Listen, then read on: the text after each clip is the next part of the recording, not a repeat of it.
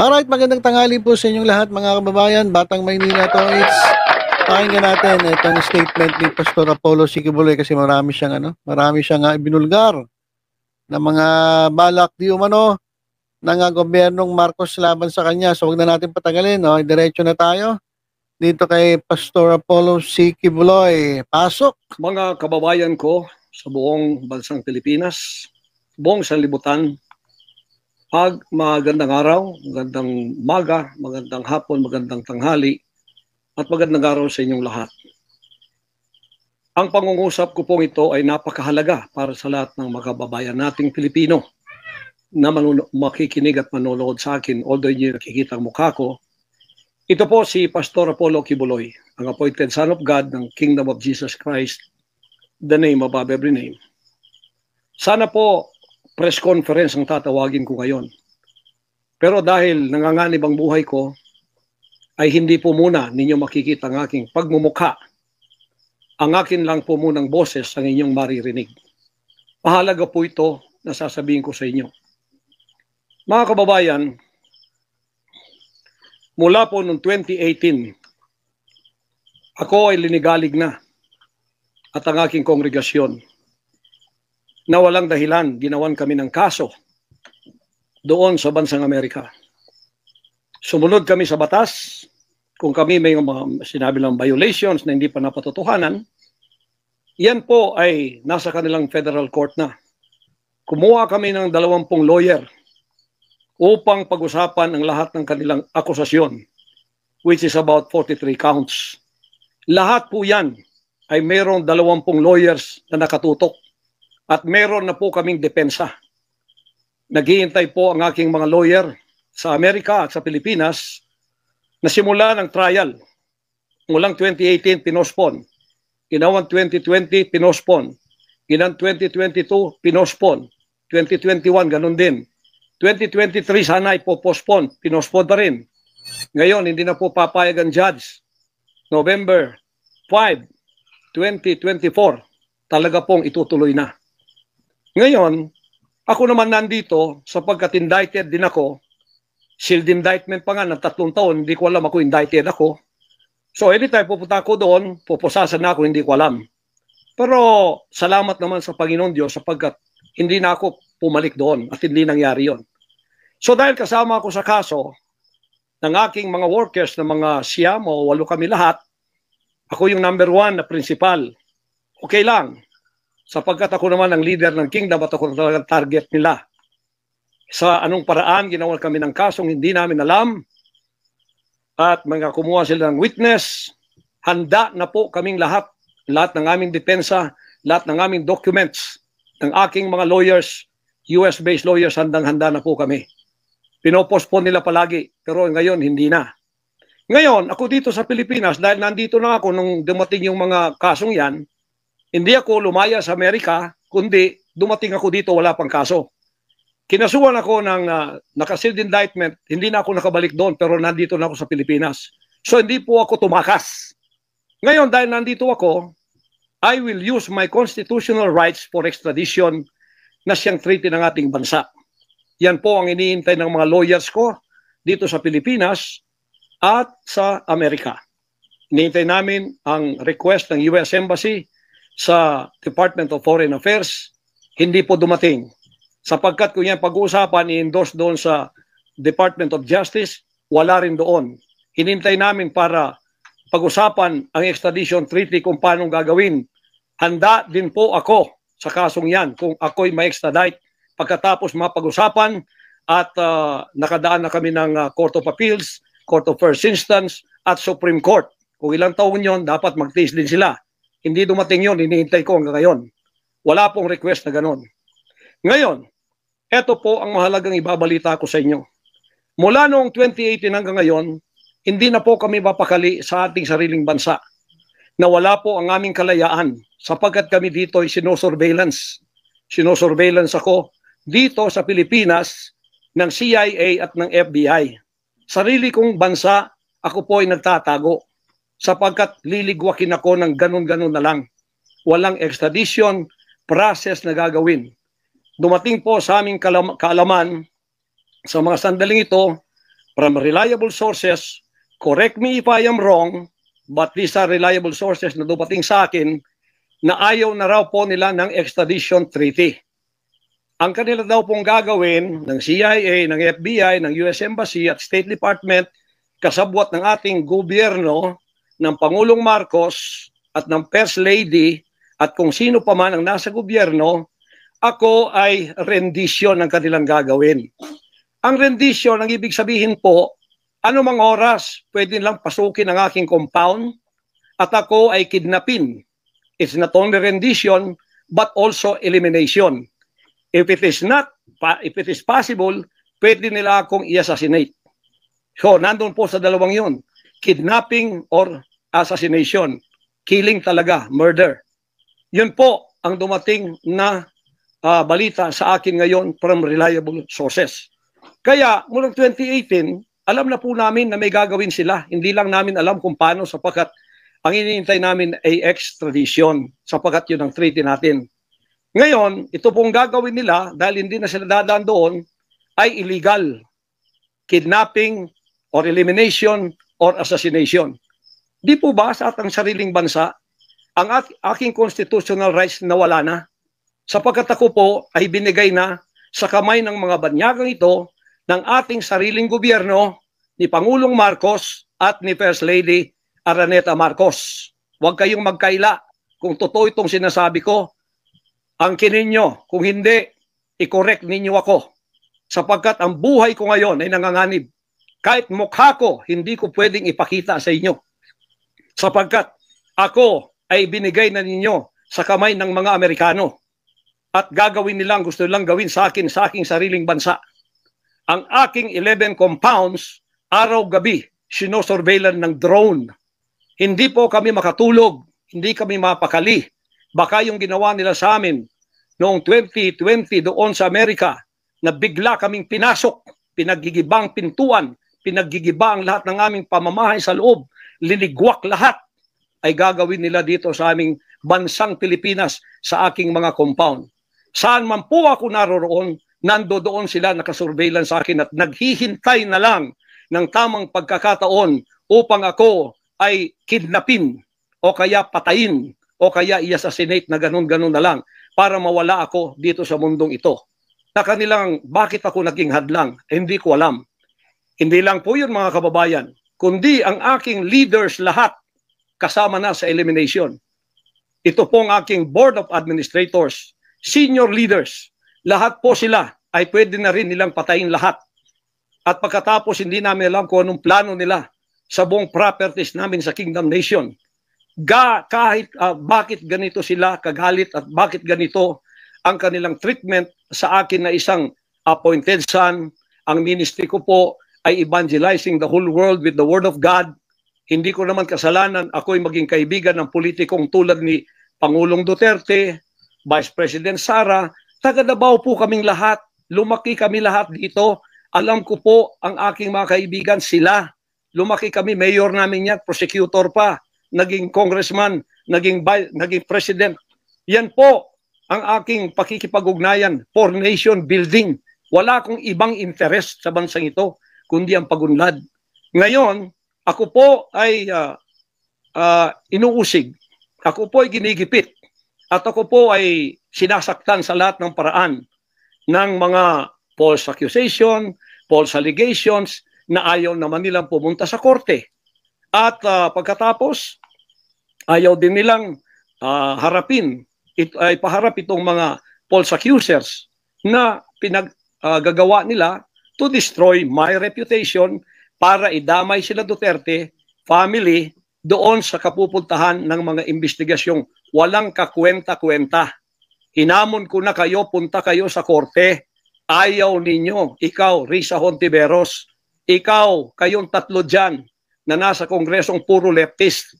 Hinahamon ko kayo, sabi ko, pumunta kayo sa korte sapagkat ang SMNI, walang kasalanan, ginurgur ninyo. Sapagkat idinadawit ninyo kami sa politika.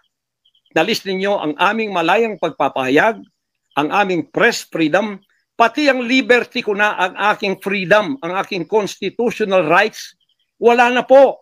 Palagi kaming nagtatago. palagi kaming lumilingon sa likod namin sapagkat tinahabol kami. Nakapalibot sa amin ng mga CIA, alam namin yon. FBI nandyan din. Pinag-usapan na ito dyan sa State Department. At ang reliable sources dumating sa akin. Ang ulo ko po ngayon, may patong na $2 million or 100 million pesos ang ipinatong sa ulo ko. Baka yan ay madagdagan pa kung may maunang makapatay sa akin.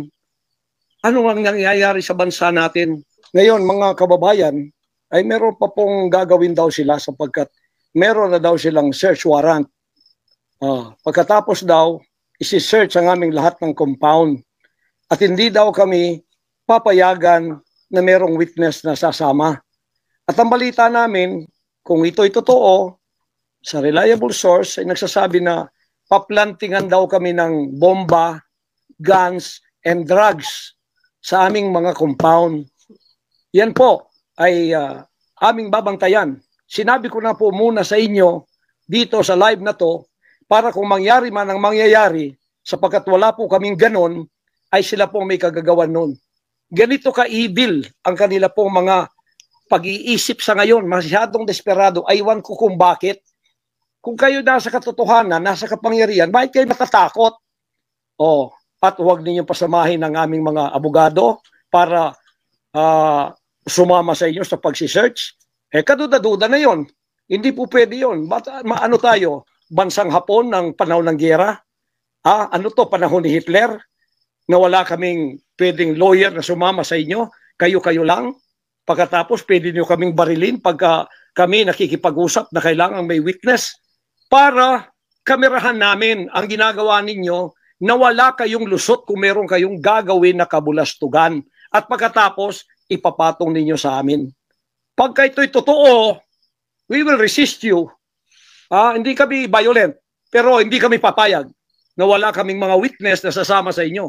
Lawyer at saka barangay captain ang hinihingi namin na magiging witness sa lahat ng search na gagawin ninyo sa lahat ng aming pamamahay, kwarto o kung ano.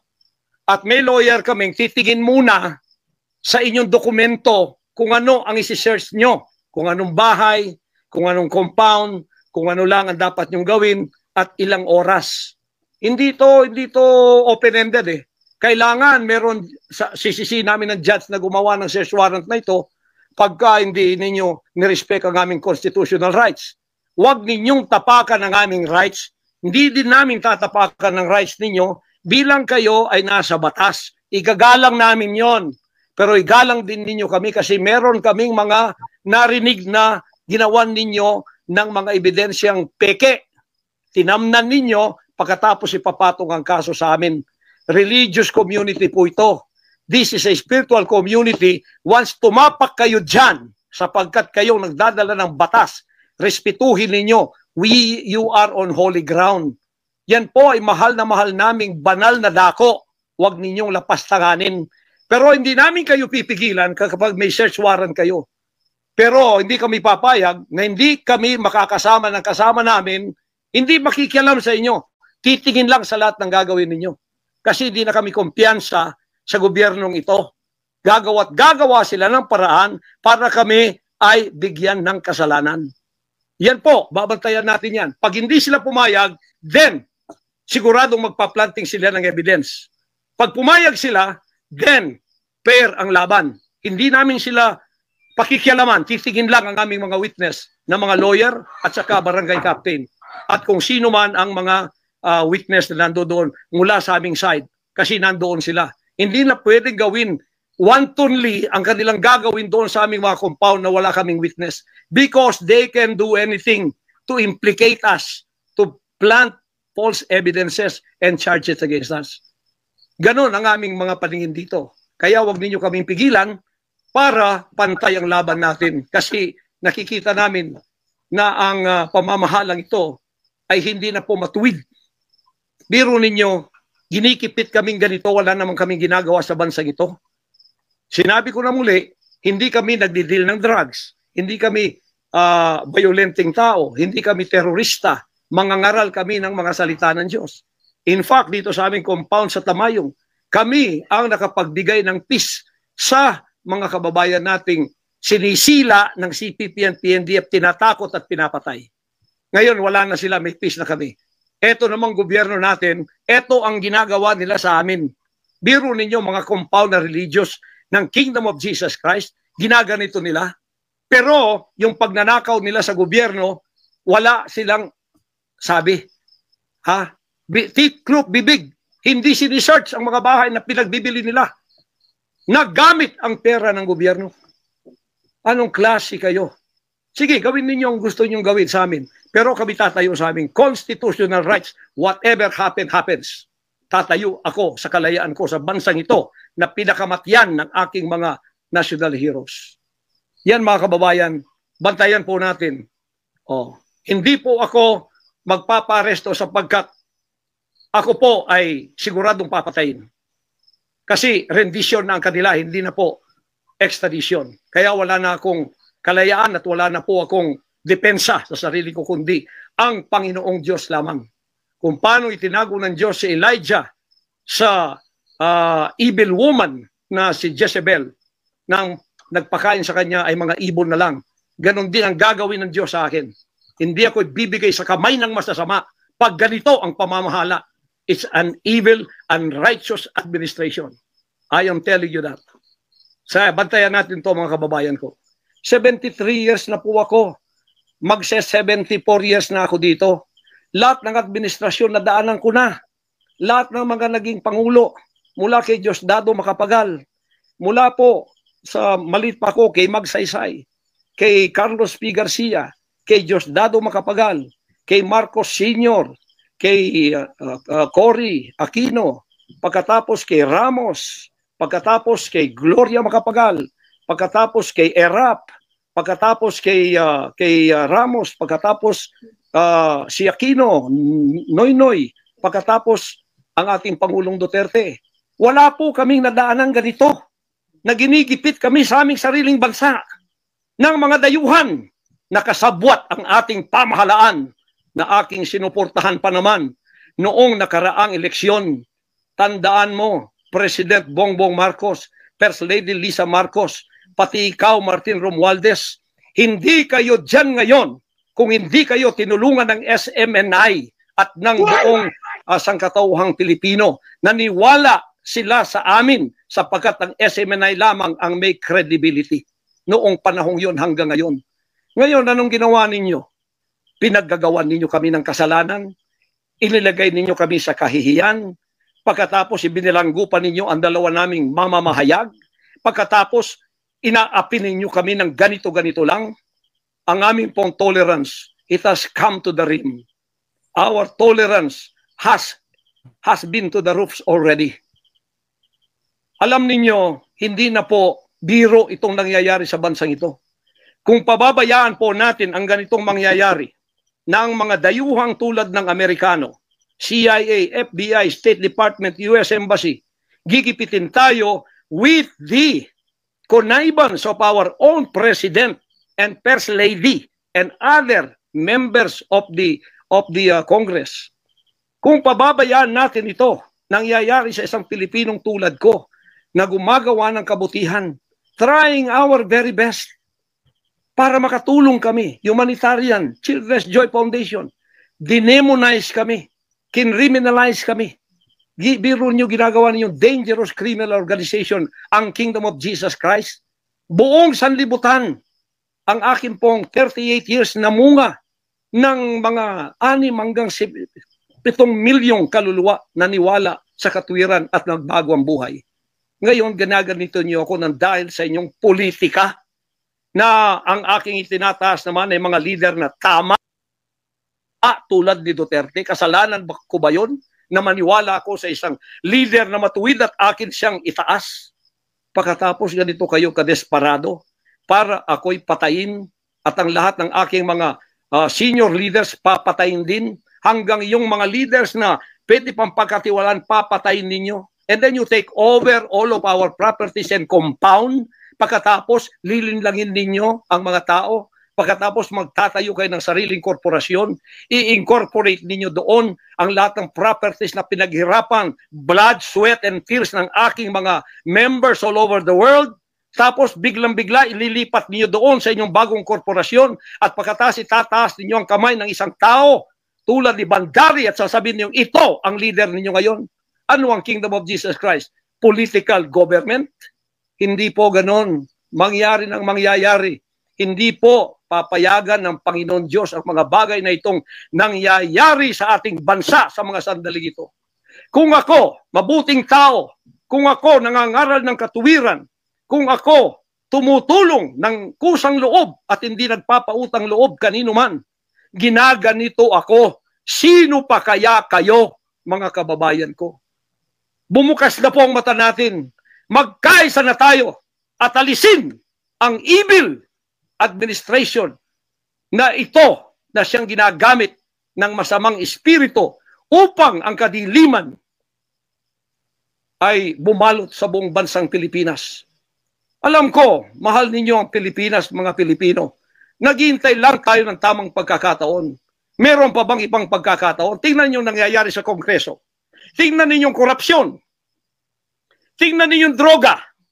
Mismong ating presidente, mismong kanyang pamilya, inakusahang druggists, inakusahang mga drug addicts.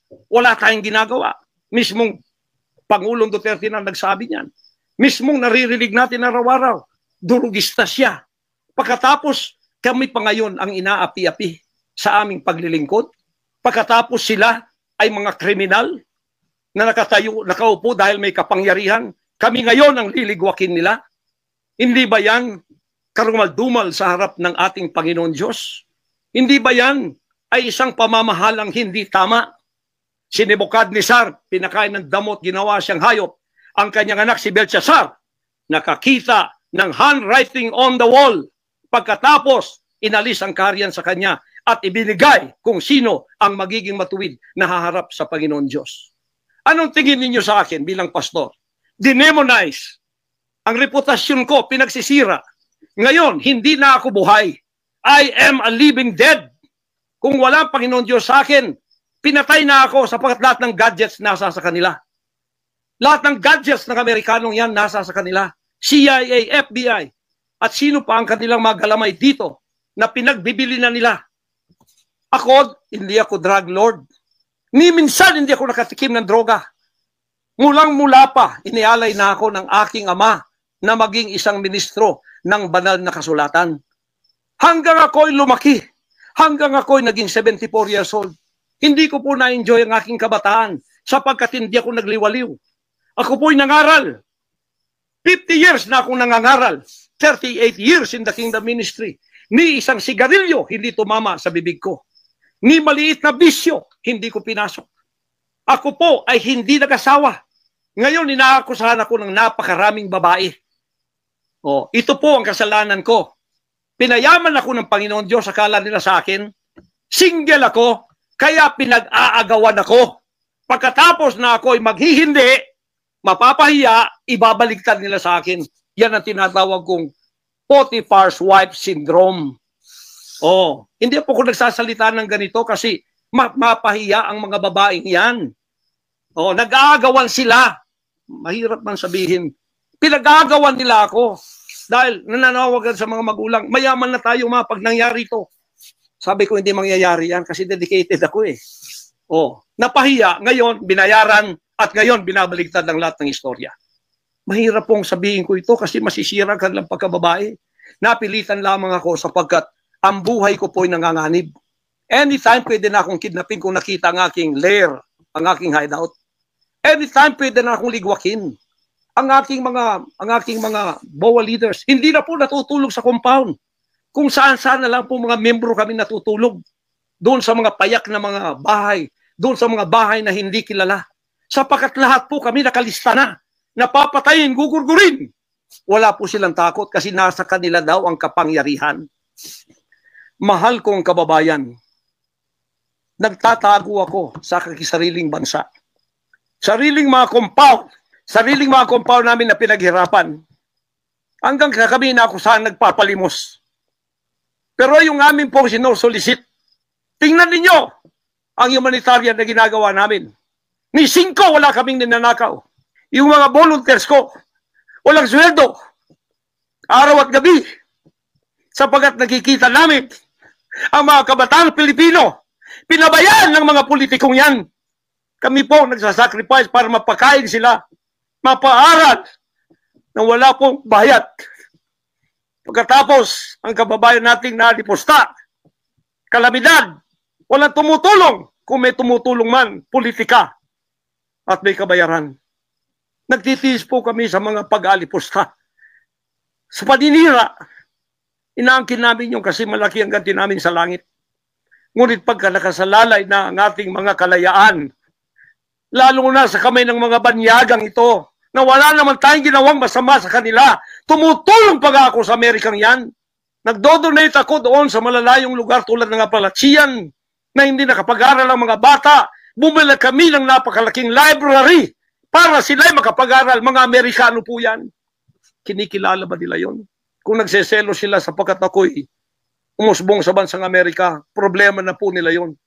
Kung ako'y binigyan ng ama ng isang sasakyang panghipapawid para hindi ako ma-delay sa aking worldwide na gawain, kasalanan ko ba yon?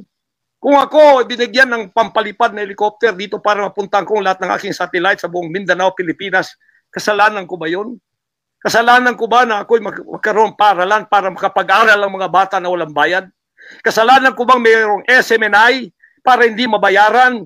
At pagkatapos itong salot na CPP-NPA na marami pinatay ng mga members ko, ministro, at iba pang mga inosenteng Pilipino for 54 years ay magsasalita ng katotohanan na hindi natatakot.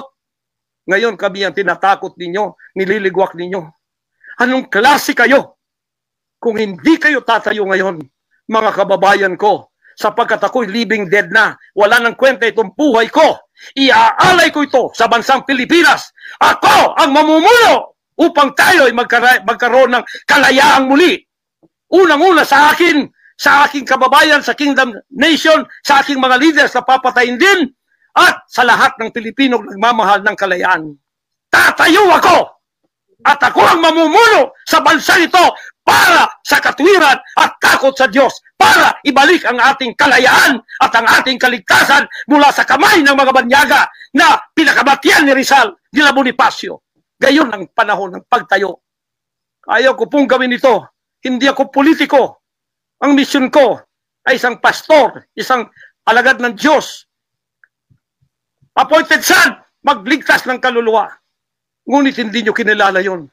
At ngayon sinisikil ninyo ang aming kalayaan na ma-enjoy namin ang labor namin for 38 years. Blood, sweat, and tears. Ang gabi ginagawa naming araw. Hindi kami nagmolestiya ng ibang tao. Lumago ang bansang Kariyan. Ngayon, you are envying and jealousy. Gusto niyo kaming i-put down. Mapipilitan akong pupunta at mamumuno sa bansang ito para sa katwiran. Sasabihin ko sa inyo, pag ito'y kalooban ng Diyos, gagawin ko. Ngayon din, sapagkat ang buhay ko ay wala ng kwenta. Papatayin din naman nila ako. Ngayon, tatayo na ako para sa kalayan nating lahat. Mahal kong mga kababayan, ito po ang mahalagang mensahe ko sa inyo sa mga sandaling ito. Hindi ko po uurungan ang sinumang gumagapi sa bansa ko at sa aking kalayaan na ako mismo nagtatago sa aking sariling bansa within 74 years. Hindi po nangyari ito ngayon lang. Pangulong Bongbong Marcos, akala ko matuwid ka na tao. Ikaw, First Lady, akala ko matuwid kang tao. Totoo ba yung ginagawa ninyo riyan na meron kayong mga sex orgies at meron kayong mga drug session na nagliligwak kayo ng drug, sumisingot kayo ng drug habang nagsesex orgies kayo? Totoo ba ito? Totoo bang kayo ay may mga session ng nagarkila kayo ng mga voodoo expert from Africa, pagkatapos mga witchcraft sa India, at ang inyong session Martes, at pagkatapos Biyernes dyan sa Malacanang upang inyong aswagin i-witchcraft ako, Vice President Sara, at Pangulong Digong, at ang lahat ng tutol sa inyong paglilingkod. Biro ninyo, naging demons na kayo, nag-devil worship na kayo kung totoo man ito. Nag-devil worship na kayo kung totoo man ito. Para lang kayo ay manatili sa kapangyarihan, para lang kayo'y humawak ng aming pera ang hindi ninyo pinaghirapan. Kami po'y nagbibigay ng taxes. Lahat ng aking kingdom materials from China, may taxes lahat yan. Milyon-milyon ang aming binabayad. Ngayon, ginagawa pa ninyo sa amin ito? Matuwid ba kayo? President Bongbong Marcos, Lisa Marcos, makinig kayo. Totoo ba na gumawa kayo ng aksyon kasama ng FBI na ako ay nyo nang ipaligwak at binigay sa kanilang kamay? Kaya't sila'y gumagawa ng ganito with impunity sa aking sariling bansa? Kung ganyan ang ginawa ninyo, I will not honor you. I will not respect you because you did not honor me and you did not respect me. You are no longer worthy to be our trusted leader. Mabuti pa, hanggang maaga pa, Bongbong Marcos, Lisa Marcos, Martin Romualdez, bumaba na kayo sa posisyon. Mag-resign na kayo sapagkat hindi hihinto ang tinig na ito habang naririyan pa kayo. Mga kababayan, tatayo ako sapagkat patay naman lang din ako. Tatayo ako hanggang buhay pa, hanggang may hininga pa ako para sa natitirang buhay ko ay magkaroon naman tayo ng boses at magkaroon ng kahit munting kalayaan na lang mula sa mga banyaga na kasabwat ang mga makapiling Pilipinong ito na itinayo natin sa kapangyarihan, akala natin ay maasahan natin sila.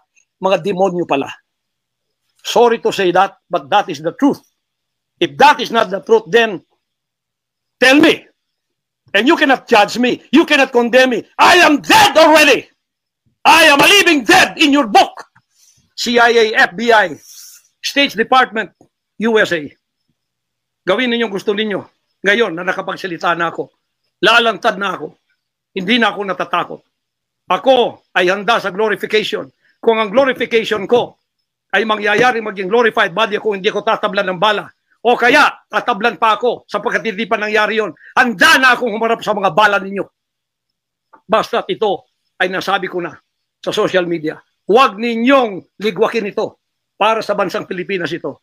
Mahal ko po kayong lahat. Pagpalain natin ang ating bansang Pilipinas. Pagpalain tayo ng ating buting Diyos. Pagpalain at ipigay natin ang lahat ng kapangyarihan sa Kanya. At tandaan ninyo ito, hindi mananaig ang kadiliman sa bansang ito habang may boses na ganito. Sumunod po kayong lahat at tayo ay magkaisa ngayon para itaas ang bandila ng kalayaan ng ating bansang ibinigay ni Rizal ang kanyang dugo. Ibinigay ng ating mga heroes ang kanyang dugo. Ngayon, itong mga slaves na to ay hawak ang liig nila ng mga banyaga at tayo ay ipinagbili na sa kanila. Hindi ako papayag hanggang ako ay may buhay at hilinga. Total, patay naman din ako sa inyong libro. Okay na ako sa buhay ko. Masaya na ako. Meron na akong accomplishment. Handang-handa naman ako pumunta ng langit noon pa.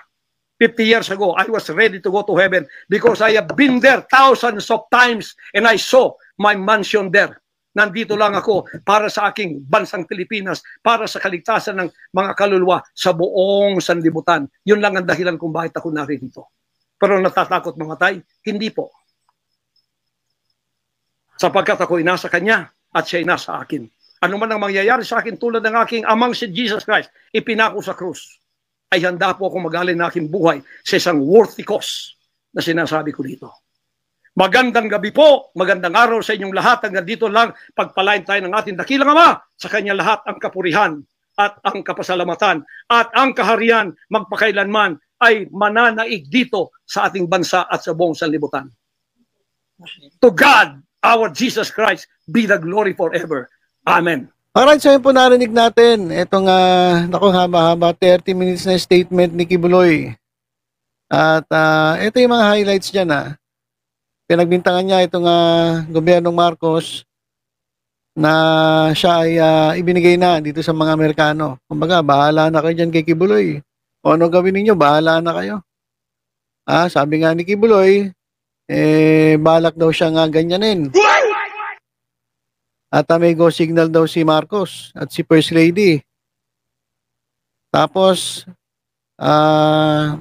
sinasabi niya rin ngayon, o nananawagan siya ng people power. Siya raw ang mangunguna. Siya raw ang maglilid dito sa pag-aaklas para maalis itong sinasabi niyang evil na gobyerno. Grabe, dami niyang mga sinabi. Kaya mga kababayan, kayo ba sumasang-ayon sa sinabi ni Kibuloy? Paki-comment nyo nga po sa baba ng video ito kung agree ba kayo, naniniwala ba kayo kay Kibuloy doon sa mga pinagsasabi niya? Sumasang-ayon ba kayo sa gusto niya mangyari na magkaroon ng people power?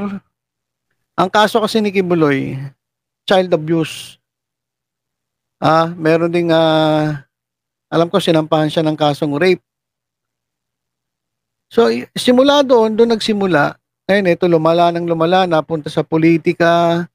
Kesyo politika raw yan. Tinitira daw siya ng mga Marcos dahil sumusuporta raw siya kay Duterte, kay Sara Duterte, kay Digong. So ang haba na nung ang layo nung napuntahan. Pero 'di ba ang kaso lang naman niya yung child abuse tapos yung ano-anong mga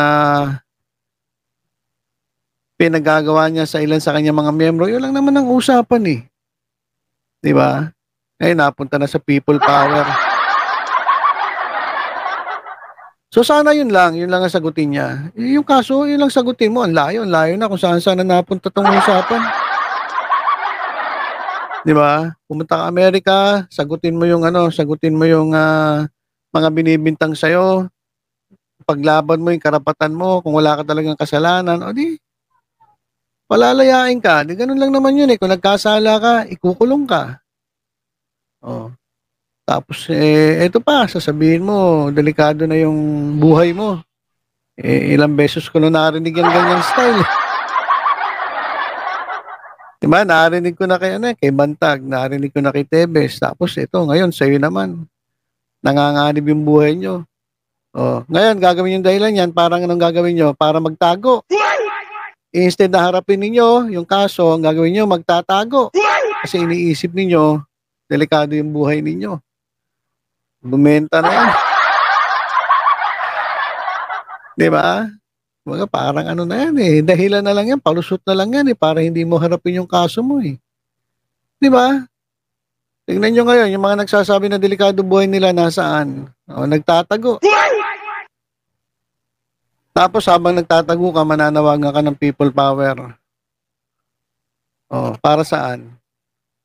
Para yung mga tao na hindi ka sinusuportahan dahil nga meron ka mga kaso. Gusto mo alisin sa pwesto. Para Para hindi ka maparusahan sa mga ginawa mo. Ewan ko sa inyo. Sa totoo lang alam niyo mga kababayan, sa totoo lang. Itong bansa natin, dami ng problema. Dadagdagan pa nito. Kaya kawawa po talaga ang Pilipino eh. Diba? Kawawa po ang Pilipino. Mali kasi. Dapat kasi pumili kayo ng maayos-ayos na mga opisyalis ng ating gobyerno.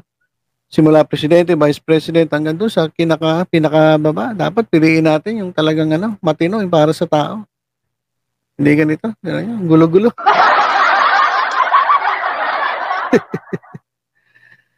So, abangan na lang natin ang mga susunod na kabanata. Ano ba ang mangyayari dito kay Kibuloy? Sabi niya, delikado daw buhay niya. Tingnan natin kung merong mangyayari sa kanya masama. Susuko ba siya ng kusa? O magtatago na? Kasi may dahilan na siya para magtago. Delikado daw buhay niya eh. Sabi niya, hindi ako susuko. Lalaban ako. Mananawagan ako sa aking mga kababayan. Bababa kayo sa pwesto. Ikaw, Marcos. Ikaw, First Lady. Ikaw, Romualdez. Magsi-resign na kayo. Pero lahat ng ito mga kababayan ang nagsimula lang doon sa kaso niya ng pang-aabuso doon sa kanya mga miyembro. Ang gugulo nyo. Sa totoo lang, ang gugulo ninyo. So ilan muna mga kababayan, tutok-tutok lang dito sa Batang Maynila to sa iba pang mga updates. Ingat po tayong lahat. God bless po, God bless.